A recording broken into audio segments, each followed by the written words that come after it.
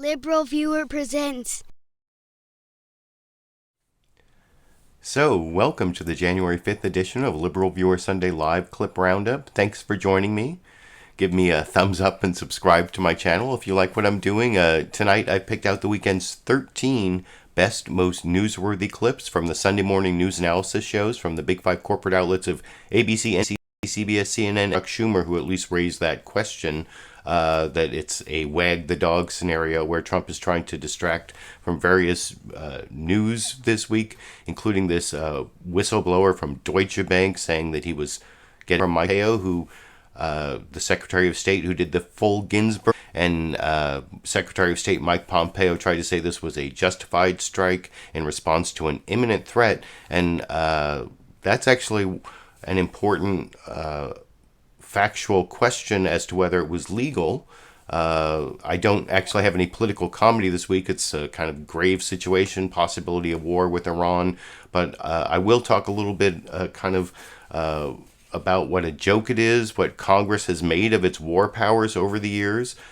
With the help of the courts, I might commit, or I will definitely will commit a little bit of legal analysis referring to the U.S. Constitution. I have my handy pocket Constitution here. But I wanted to start before I get to the corporate news summaries and the newsmaker clips with this statement from the ACLU about the Baghdad strike. This is from January 3rd here.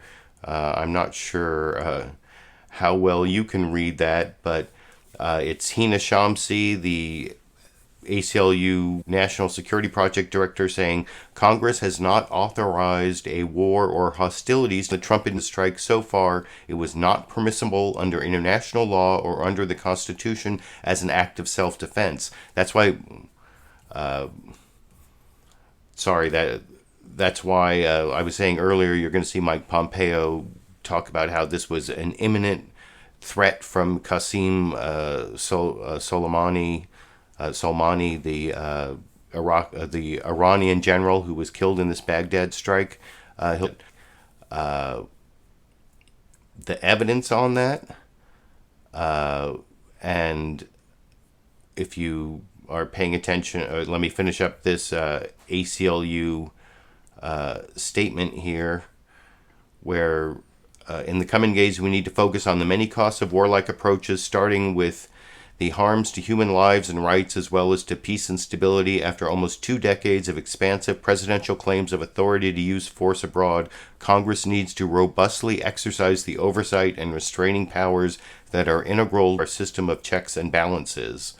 The thing is, if court case back from 2000, when Clinton decided to bomb Kosovo without congressional authorization, and some members of Congress sued, and the court basically said because Congress had not voted to declare war, Congress hadn't even authorized use of force, but they couldn't get a majority of Congress to cut off funds, and that's basically what the court said, that unless Congress forbids the military action and cuts off funds, then it's just a political argument between the branches, and the courts aren't going to get involved. So Congress actually it would take like a veto-proof majority, basically, of the House and the Senate to stop the president from engaging, because if you read your Constitution, president is commander-in-chief, Congress has the power to declare war and the power of the purse.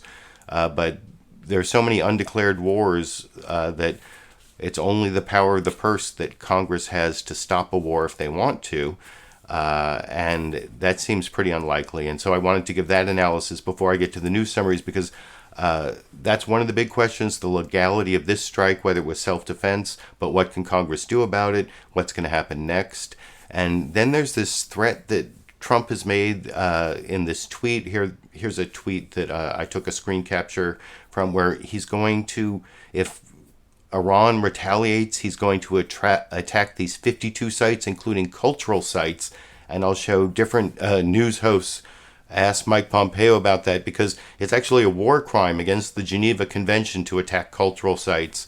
And apparently since the broadcast, Trump has doubled down on that and said, well, the Iranians have done all these nasty things, so why do we have to obey any rules, which is what you might expect from Trump. But I want to show the news summaries and the newsmakers. I'm going to start with, and you'll see the 52 site thing here is mentioned briefly by Chuck Todd at the end of this news summary that talks about how Trump has 3 challenges facing him. Impeachment, an emboldened North Korea, and of course, most urgently, Iran, where a week of hostilities that included Iranian-backed militants laying siege to the U.S. Embassy in Baghdad ended with the U.S. killing Iran's chief security and intelligence commander, General Qassem Soleimani.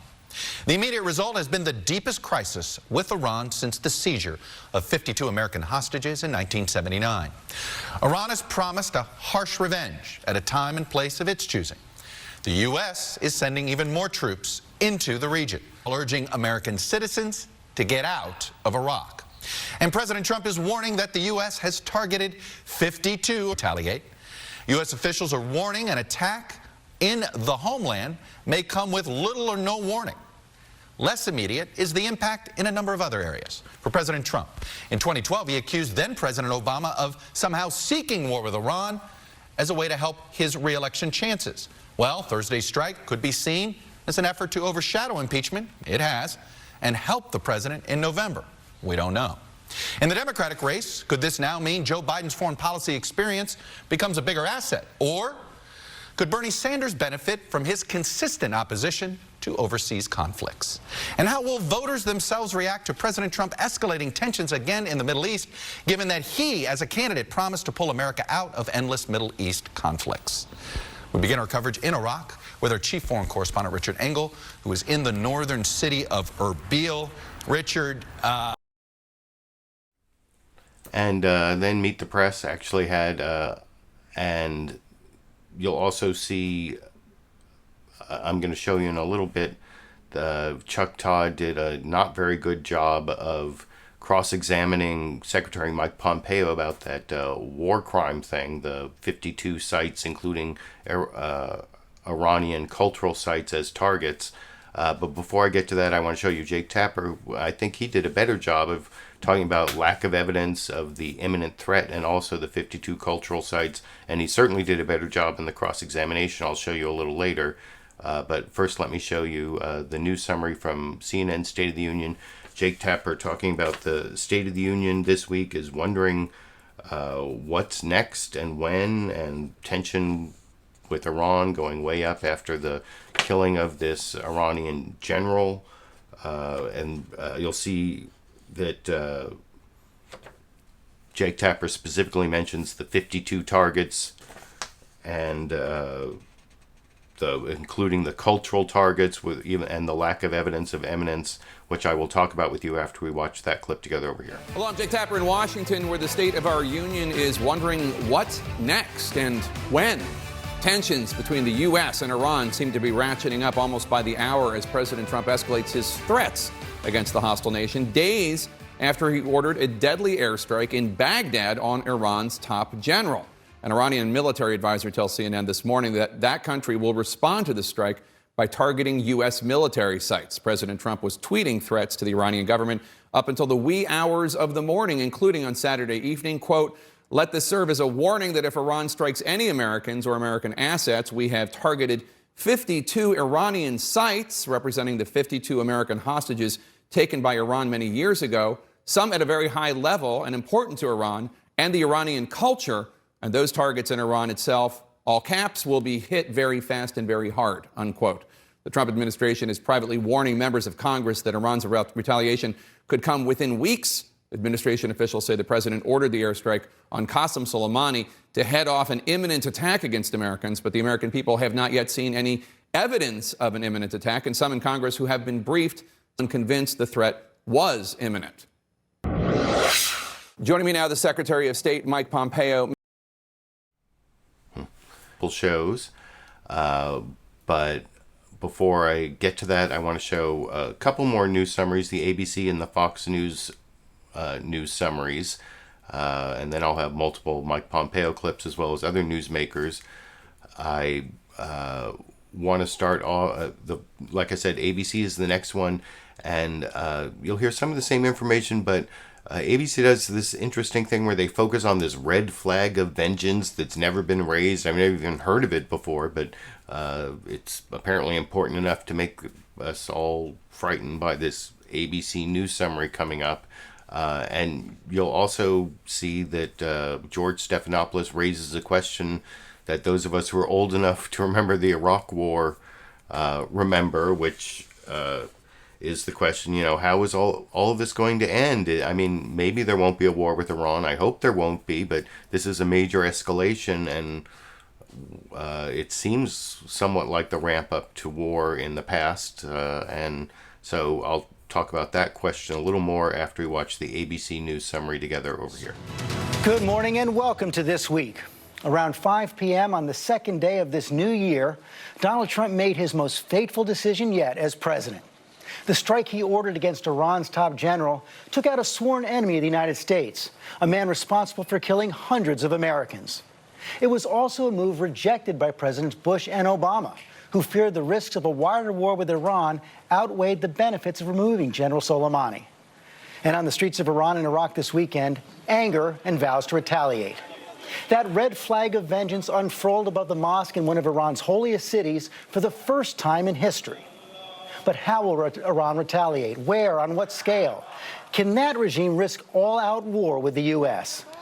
Those questions yet to be answered this morning, along with the prescient one posed by General David Petraeus when the U.S. invaded Iraq in 2003. How does this end? Nearly 17 years later, with thousands of American troops on the ground, thousands more headed to the region right now, President Trump has launched the most consequential strike inside Iraq since that invasion. And that question, how does this end, still hangs in the air. We begin in Iraq this morning with senior foreign correspondent Ian Pennell on the ground in Erbil. Good morning, Ian. Is it Erbil or Erbil? You see they both had Erbil correspondents there. I am not going to show you that reporting, but of course there are always links down in the video description to the full programs I'm taking my clips from. But I want to show the final news summary before I get to the newsmaker clips.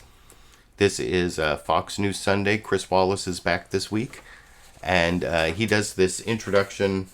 I think they actually spend the most time in this news summary showing the negative reaction in Iran and Iraq, and in a way, I guess that is, important information for the American public, but I wonder if they're trying to, scare people. And there have been some dissident voices for the, like Tucker Carlson on Fox News and Geraldo Rivera on Fox News, both said negative things about this Baghdad strike on Qassem Soleimani.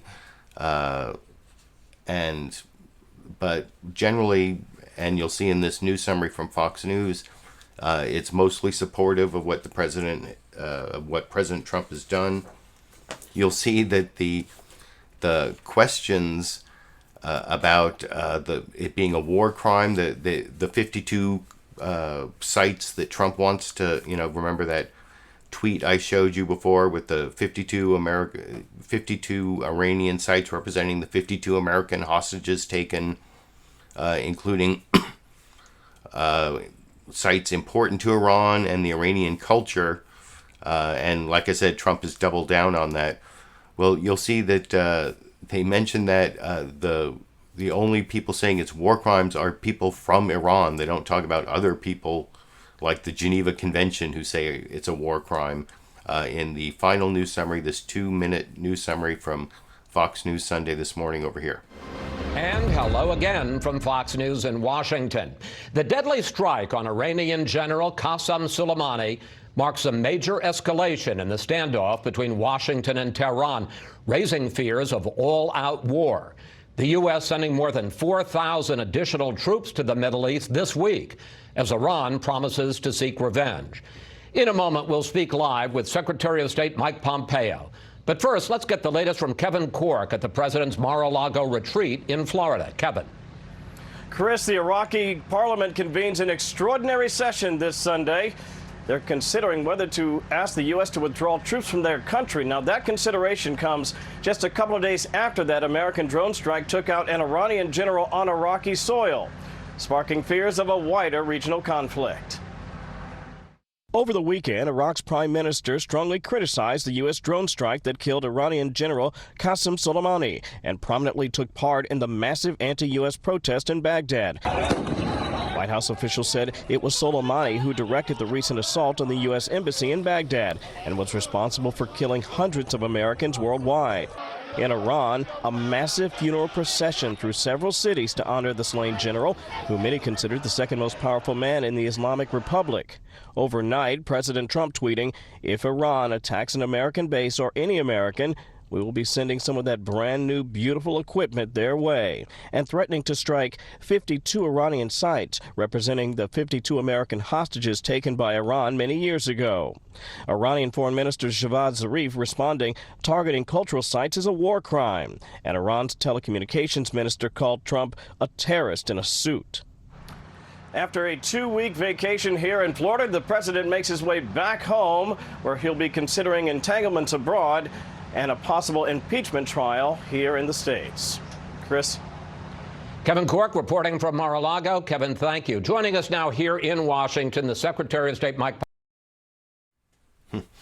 And I'm actually now going to show you the first question that Chris Wallace asked Secretary of State Mike Pompeo right there. I think I pretty much pre-criticized that news summary and you saw the only people who were saying what Trump did was a war crime are Iranian enemies, people who, and they even filtered their pictures there, say they look particularly sinister, although even Trump they filtered his image so he looked kind of sinister. I don't know what that was all about, but I guess that's fair and balanced, making Trump and our Iranian enemies look sinister. But the first question that Chris Wallace asked Mike Pompeo, he was one of the only, even though Mike Pompeo was on all 5 news programs, it was only Chris Wallace and Margaret Brennan on CBS News' Face the Nation who asked about this consequence, which is actually coming to fruition. It seems like that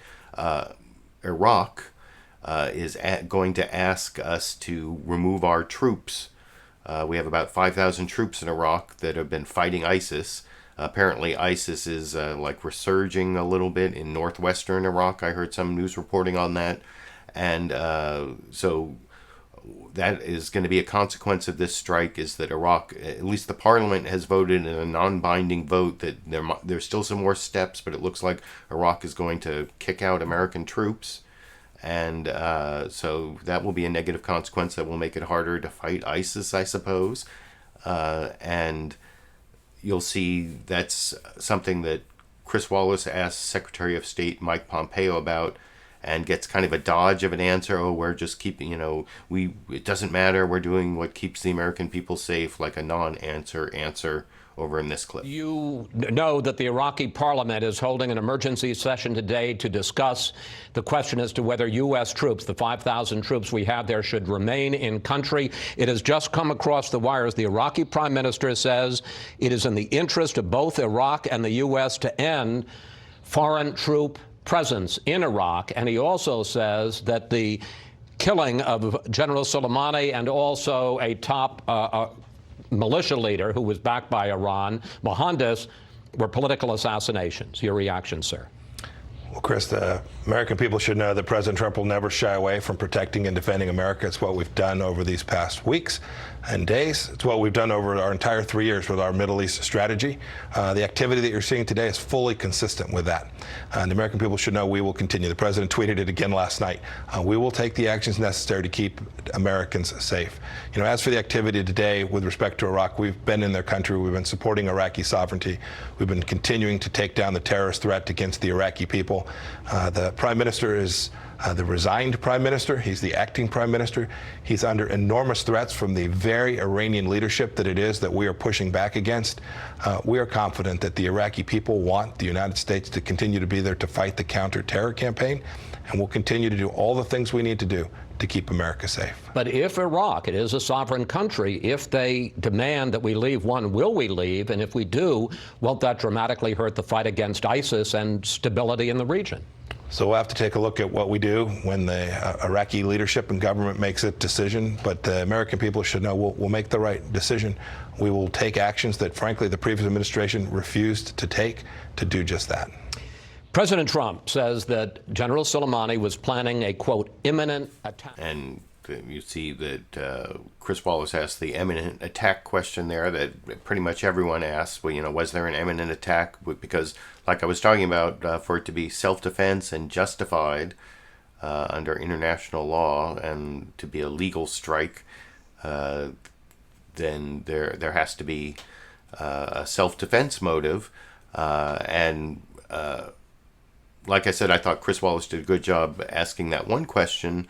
But I thought the best person who asked the question about the imminent threat, because Mike Pompeo dodged wouldn't say what the evidence was, and just talked about the continuing threat, and didn't say when the threat was going to happen or what the plot was that they supposedly disrupted by killing this guy. But Margaret Brennan over on CBS News' Face the Nation, she asked the question, by killing Qassem Soleimani, did you stop the imminent threat? And she still didn't get a real answer from Secretary of State Mike Pompeo, but I actually like that approach to the question, which I will talk about with you a little more after we watch that clip together over here. Does eliminating Qassem Soleimani take out the specific plot that you say was an imminent threat? Margaret, we made the right decision to take out this terrorist. He not only caused enormous death and destruction throughout the region, killed hundreds of Americans over the years, but had done so in the past couple of days, killed an American on December 27th. We watched him continue to actively build out for what was going to be a significant attack. That's what we believed, and we made the right decision. But as General Milley said, has it been eliminated? There are constant threats. We've been under threat from the Islamic Republic of Iran since at least 2015, when the previous administration made the mistake of entering that horrific nuclear deal and gave money and resources to this regime. The threats remain, and we'll continue to take actions to respond to them. So Iran can still carry out that specific threat you described as imminent. Is it still imminent? Margaret, we continue to prepare for whatever it is the Iranian regime may put in front of us within the next 10 minutes, within the next 10 days, and within the next 10 weeks. We are focused on delivering a strategy for the American people. We're going to get it right in a moment, but we're more importantly going to get it right over the days and weeks and months ahead. We have put Iran in a position it has not been in before. It is under enormous pressure, and we are continuing to be successful at denying them the resources to conduct precisely the types of campaign that we're confronting as a direct result of what happened over the past 8 years before we came into office. Up until this point, the U.S. had avoided specifically targeting and taking out top Iranian military leaders. Were all of the president's national security advisors in full agreement that Qassem Soleimani need to be? And Margaret Brennan, she did ask that good question at the beginning, and it was a valiant effort, didn't really get the answer. But at the end there, it sounded almost like she was going to say, you assassinated a government official of a foreign government. Isn't that a violation of the Ford administration had this no foreign assassination? We don't assassinate foreign leaders. We do what's called actionable intelligence strikes, where we stop threats. That's why it's so important that Mike Pompeo says that we stop this imminent threat. And he said minutes, days, weeks, but he didn't say anything really specific. And then Marco Rubio was also on CBS News' Face the Nation, and he goes the one step further, where he's saying, there's all this evidence, it's just a secret and we can't tell you because that would mess up our intelligence collection. And anyway, it's not, well, he doesn't actually say, if I told you I'd have to kill you, but if I told you someone else might kill you, because then we wouldn't be able to find out about future threats. And so I'm really keeping it. I'm not telling you to keep you safe. That's I don't know. You'd have to have a lot of credibility with me before you could make that argument. And Marco Rubio and the Republicans and especially Trump I don't think have that credibility here. The President of the United States Why did it have to happen, actionable, though, reliable Senator? intelligence. I think Because there are a the lot of President people of the United States had concerned and want to know, and you are in a position to perhaps shed some light here. What was the imminent threat? That's the language the administration is using to Americans. Well, and here's the...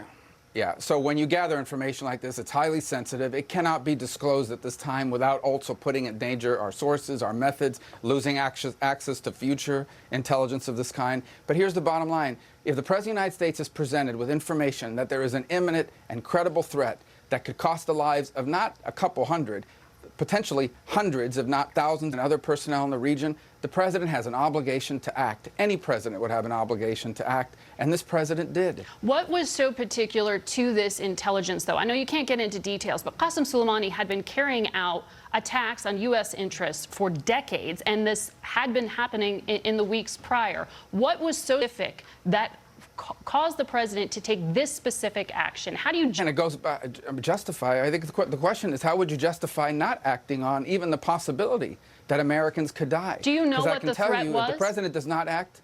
Yeah, not only do I know what the threat was, I know what the threats are and have been for months. Again, I refer you back to a tweet, to my tweets going back to May of last year when we talked about this. This is not something overnight they woke up one morning and said, let's start attacking Americans. This is an ongoing pattern of escalation in which they use proxy groups to carry out what they believe are deniable attacks. They can kill Americans. They can deny it was them. But we know it was them. They know we know it was them. Everybody else knows it was them. Some of these countries around the world pretend it wasn't them so they don't have to get out of the Iran deal. But everybody knows it was them, and they think they can ratchet that up without consequence. They thought they could get away with it because, you know, we're distracted by our domestic politics, because we're so divided internally, we're not going to do anything about it. You say you know the threat, but it can't be shared at this point with the Americans. And I think if you paid attention closely to what Marco Rubio said in that clip, there was one point where there was a very big if, like, if the president had the evidence of the imminent attack, then he would have to act on it, but he never really said that he knew that there was the evidence, but it's a big secret and we can't tell you and we're just keeping you safe. And like I said, I would need a lot more trust than I have for Republicans, Marco Rubio or Donald Trump, before I would buy that without more evidence. And one of the things that makes me especially skeptical is this next clip. Adam Schiff, you know, Trump didn't brief the Gang of Eight or the Big Eight or whatever you call them, the head, the majority and minority leader of the House and the Senate, that's 4, and then the minority and minority intelligence committee heads from the House and the Senate. Those are the 8. And Adam Schiff is one of those 8. He did not get briefed beforehand, but apparently they've had some briefing and there's more briefing coming. And Adam Schiff, he says some things here.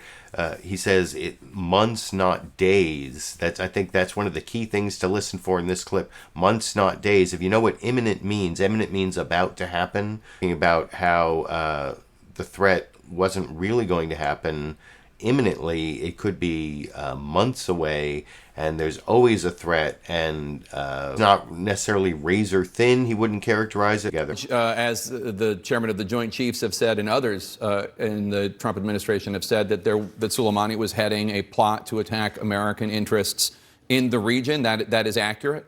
It's accurate, but it's also true that Soleimani has been plotting against the United States for decades. The question is, did the plotting here rise to the level that required his elimination from the battlefield? And would that elimination stop the plotting? Or would it accelerate it? Or would it make the potential attacks on the United States greater, not worse? And there, I don't think the intelligence supports the conclusion that removing Soleimani increases our security. There's a big difference when our generals talk about potential plots in days, weeks, or months, between days and months. And particularly when you have someone like Soleimani who has been at this, is this going to increase or decrease the risk of war? And I think it's going to increase the risk of war with Iran. So some officials, unnamed U.S. officials, told the New York Times that the evidence that this attack was imminent was, quote, razor thin. Do you agree? I don't know if I would use that characterization. I would say that there certainly was a lack of detail in terms of the plotting. And I don't think we had sufficient guidance on either its imminence or the nature of the attacks to warrant taking out Soleimani. I don't think the intelligence supports the conclusion that killing a top Iranian can result in strategic losses. I think it's going to result in potentially our bids. Let's turn to. So he turns to impeachment, and there was some coverage of impeachment, and that's going to be a continuing big story. I don't know if that's if this is a whole big wag the dog situation, but about this guy Qassem Soleimani, the Iranian general, had been like a continuing threat for decades, and so trying to say that right now is the time that he had to be taken out. That seems to be not really consistent with any evidence that anyone has presented to, other than possibly what Lindsey Graham heard when he was golfing with Trump, but I won't go into all of that. But I do want to show a couple more Democrats even more skeptical and raising the whole wag the dog scenario, starting with Stephanopoulos.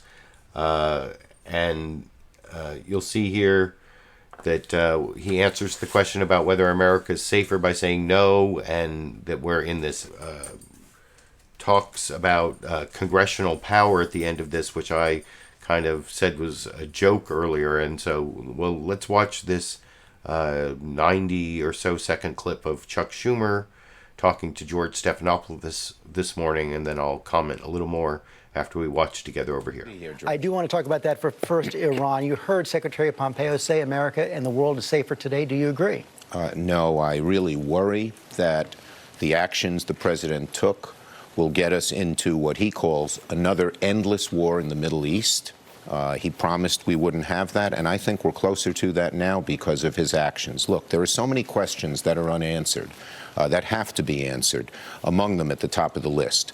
What do we know Iran has in its range of retaliations, and how are we going to prepare for them? And let's face it, this president has made a mess of foreign policy.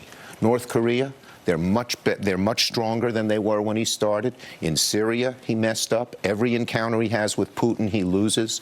And so I am really worried, and that is why Congress must assert itself. I don't believe the president has authority to go to war in Iraq without congressional. You just heard Secretary Pompeo. He said they do. Well, I don't believe that, and I think Congress, and I will do everything I can to assert our authority. We do not need this president either bumbling or impulsively getting us into a major war. And the reason the Founding Fathers said Congress had to okay it is because that's a check on a president who is doing so many wrong things. His foreign policy has been erratic and unsuccessful thus far. I worry it still is. You heard Secretary Pompeo say that what they've been doing is cleaning up the mess in Iran left by President Obama. You were again. And so there, Chuck Schumer saying he wants to assert congressional authority. In my Constitution, if you read the U.S. Constitution, it does give Congress the power to declare war, but it makes the president commander-in-chief, and that's like the two branches fighting out their powers. And the courts have said, at the link down I put in the video description, the Campbell versus Clinton case, that's the D.C. Circuit Court of Appeals, that said courts aren't going to get involved in this unless Congress has not only not declared war, not only not authorized use of force, but there has to be a congressional resolution saying prohibiting the military action and cutting off funding. That's what you need, both houses of Congress to do that, with the ability to override a presidential veto if you really want Congress to flex its power, its war powers. To that last clip, I don't know how he thinks that's going to really happen. It's almost like impeachment. Although one thing about this congressional power, war power controversy is it's not a partisan issue. There are people like Rand Paul, Senator Rand Paul, and I talked about Tucker Carlson and Geraldo Rivera on Fox News, but Rand Paul and some other Republicans do have some skepticism about presidential power and, using the authorization for use of military force from 2001 and 2003 for the Afghanistan and Iraq wars to now possibly take action against Iran. That's kind of crazy if you think about it. But like I said, there's not a lot Congress can do about it unless both houses get together and cut off the funding and prohibit the military action. And that just doesn't seem very likely at this juncture. So I just had to interpose that. Now, if you're following along on my clip list, there's my 13 clips. There's a list down in the video. I'm switching 2 clips. I'm switching clip 11 and clip 10 here. Because I actually want to go to the next clip and one more Democrat before I do 3 Mike Pompeo clips. It's a wag the dog scenario, at least a question reasonable people should ask, that whether Trump is doing all this because of impeachment.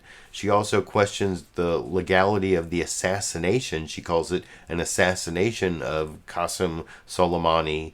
And I've actually edited 2 clips here together where Jake Tapper later in the interview goes back to it and says, you're really saying you think that, you've said reasonable people could question whether Trump has done this to distract from impeachment, but what do you think? And she says, well, it's a reasonable question. I think it's a reasonable question.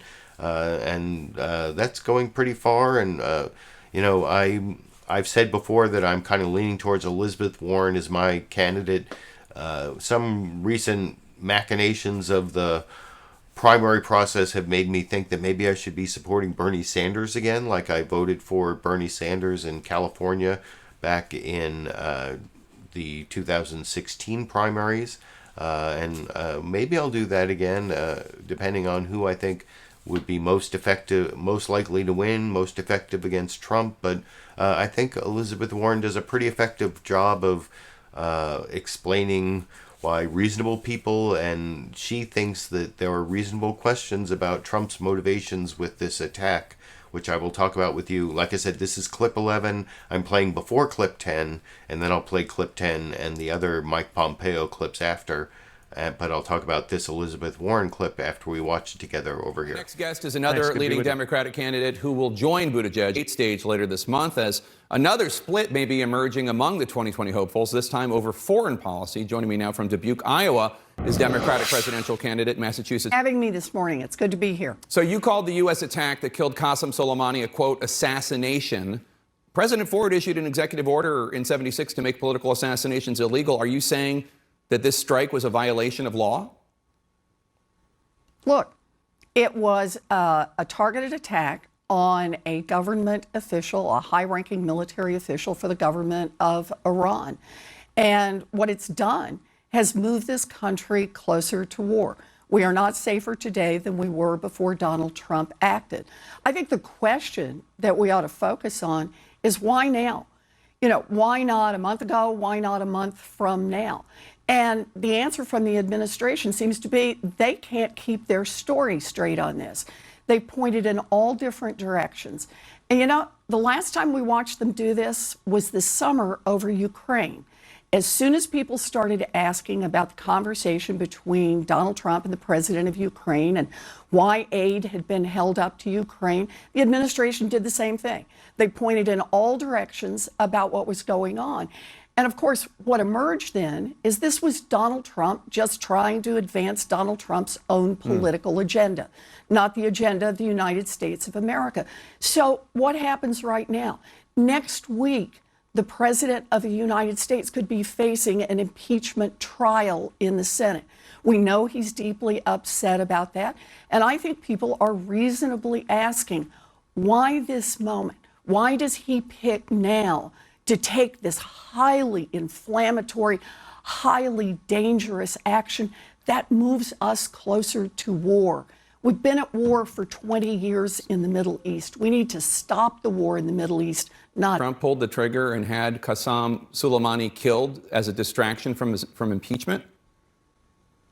Look, I think people are reasonably asking about the timing and why it is that the administration seems to have all kinds of different answers. In the first 48 hours after this attack, what did we hear? Well, we heard it was for an imminent attack. Then we heard, no, it was to prevent any kind of future attack. Then we heard from the vice president himself, no, it was related to 9/11. And then we heard from press reports of people in the intelligence community saying the administration doesn't seem to have a coherent answer for taking a step like that. And they have taken a step that moves us closer to war, a step that puts everyone at risk, a step that takes puts our military at risk, puts our diplomats in the region at risk. We've already paid a huge price for this war. Thousands of American lives lost, a cost paid domestically and around the world. And at the same time, millions of people who've been killed, who've been injured, who've been displaced.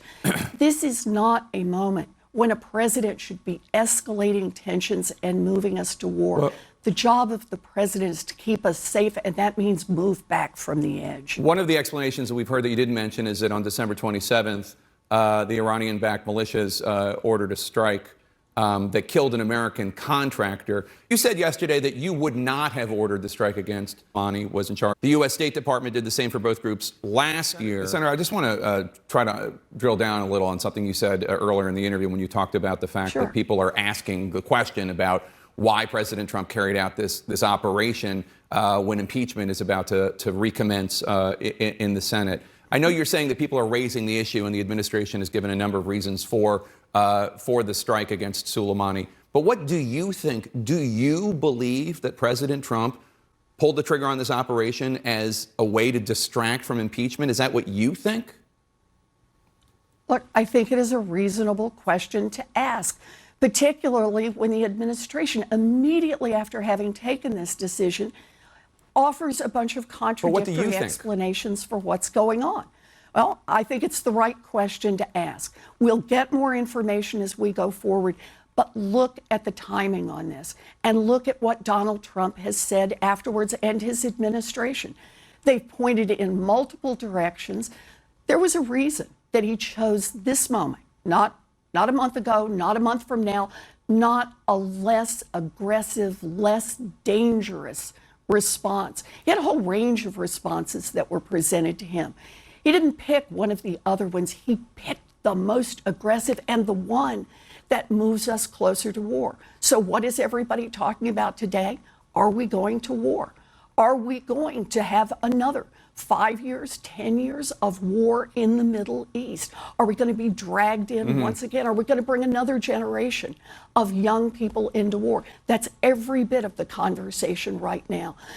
Donald Trump has taken an extraordinarily reckless step, and we've seen him before. He uses foreign policy, he uses whatever he can to advance the interests of Donald Trump. I would just again say that, I mean, the Trump administration does say that an American contractor was killed on December 20th as the reason for the strike. But let's turn to impeachment because you do want to talk about it, apparently. What was that? Let's turn to impeachment because you want to talk about it? That seemed a little bit uncalled for, though, I guess. And also, Jake Tapper was being very fair and balanced there by, like, you saw, I edited two clips together there.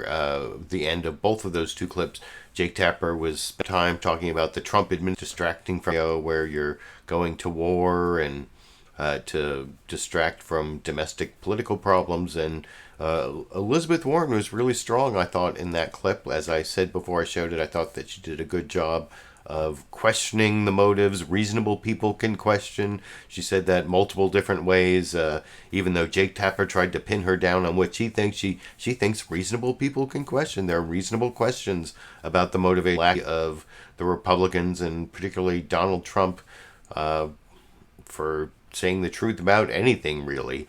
And speaking of saying the truth about things, Mike Pompeo, I'm going to show you, like I said, I went to clip 11 before 10, and so I'm going to do clip 10, 12, the Geneva Convention.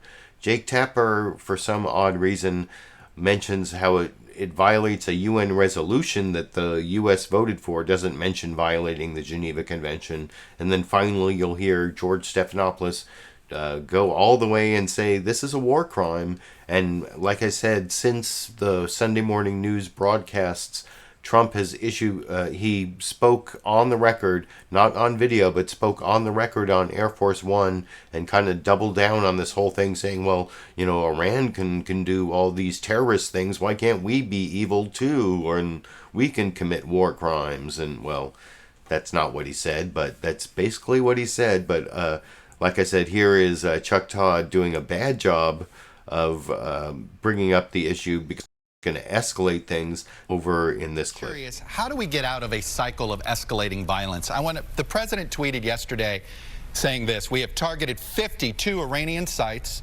representing, he said, the 52 American hostages taken back in 1979. And he said to Iran, those targets and Iran itself will hit very fast, very hard. Even noted there were cultural sites that were being targeted. Is that Iran, and we have target sites here, these 52 target sites? Can you confirm that?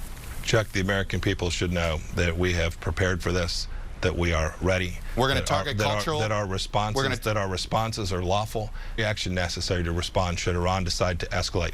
We hope that they don't. We've communicated clearly and crisply to them with respect to what it is we have as an expectation, and we have communicated clearly and crisply what we will do in response if they choose another path. We hope that they will not, but we are prepared in the event that they choose to do so. Finally, what do you tell the families that there's some Americans being held hostage by this Iranian regime? What do you tell America? So I showed the follow-up, the beginning of Chuck Todd's follow-up question there, so you can see he didn't mention war crimes. He didn't mention it being illegal to attack the cultural sites. He just talked about it being an escalation.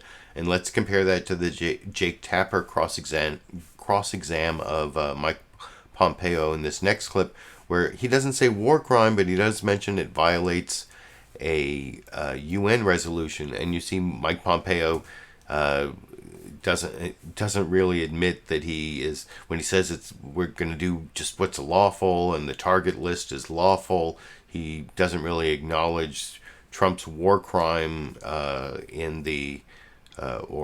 suggestion of war crime in attacking cultural sites that he has since, like I said, doubled down on in an interview with journalists on Air Force One on the record, but violation of a UN resolution over here. Start about this new threat from President Trump. Is the tweet accurate? Is the U.S. really preparing to hit non-military cultural targets in Iran, which would obviously possibly result in civilian threats and almost certainly violate a UN resolution that the U.S. voted for in 2017?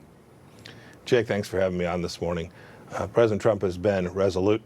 We will continue to be. We will defend America. The strikes we took over this past week, including killing the terrorist Soleimani, we will continue to take if we need to. If we need to defend American interests, we will do so. What President Trump said last night is consistent with what we have said all along. Iranian proxy forces in Iraq have thought that they could act with impunity, and that if they acted, we wouldn't take strikes against Iran proper.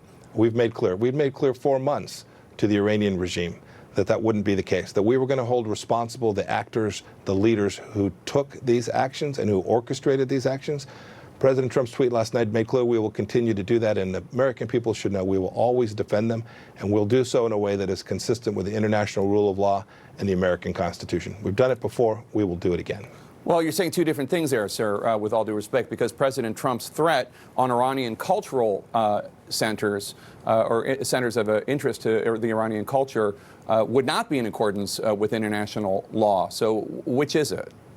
Jake, they're not two different things.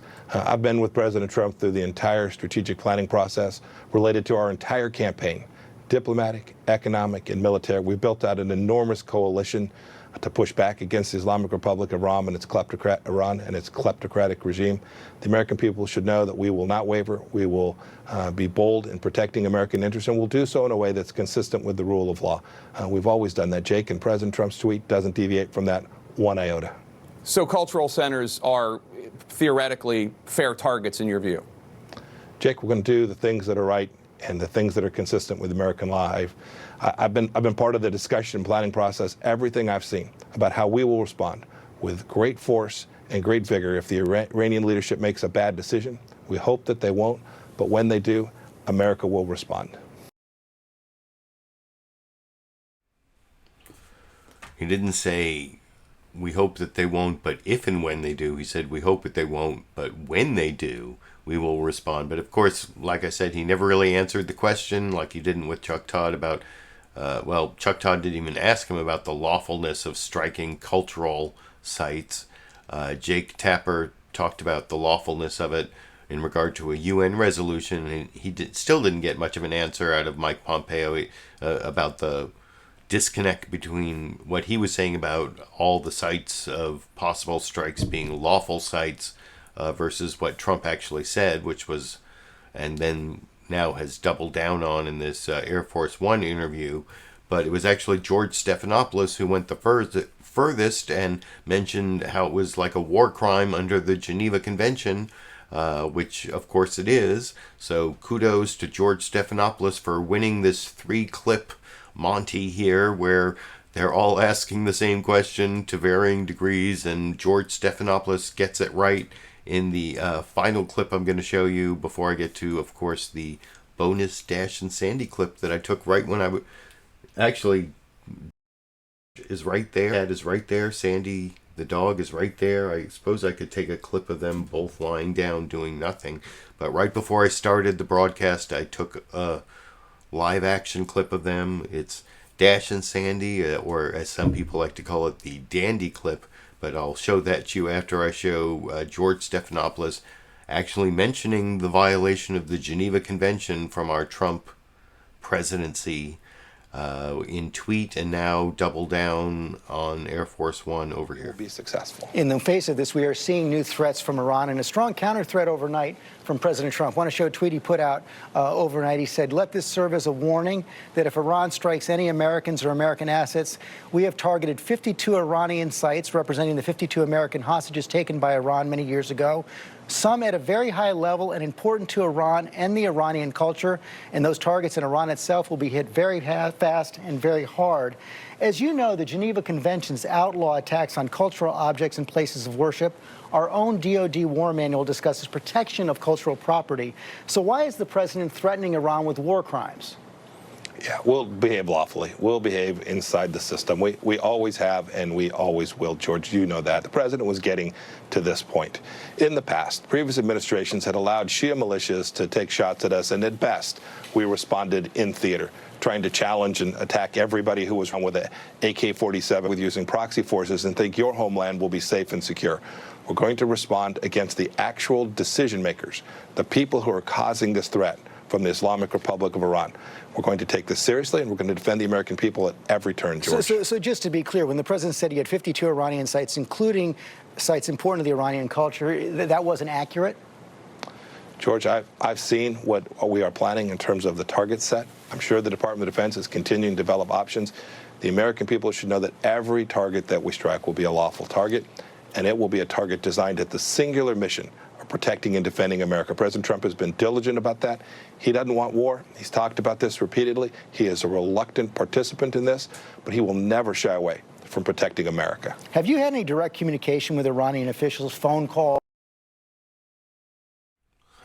So kudos there to George Stephanopoulos for actually using the words war crime when talking about Trump's tweet that I showed earlier about attacking Iranian cultural sites as a violation of the Geneva Convention. And like I said, since the Sunday morning news shows, Trump has given an interview on Air Force One where he actually doubled down on this and said, you know, Iranians can engage in all their war crimes. Why can't we engage in war crimes? Which I know you are, but what am I? Pee Wee Herman logical fallacy. That is the last of the news clips I want to show you. I apologize to all the live viewers. I'm going to check how the live stream ends up archiving on YouTube. If it's all messed up, I'll upload my recorded version as a premiere video, I guess, in a couple hours. But I do want to thank the Super Chats and 100 and Lulu Girl here.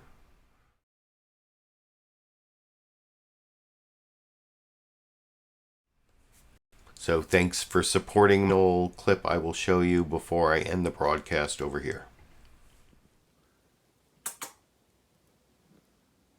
The broadcast with the Dash and Sandy or Dandy clip that I recorded right before I started the broadcast. Viewers, It looks like I'm going to have to upload the recorded show, which I will do now, but I will be back next Sunday and every Sunday for the foreseeable future doing my Sunday live clip roundups. Maybe I will have an opportunity to upload an edited, produced video.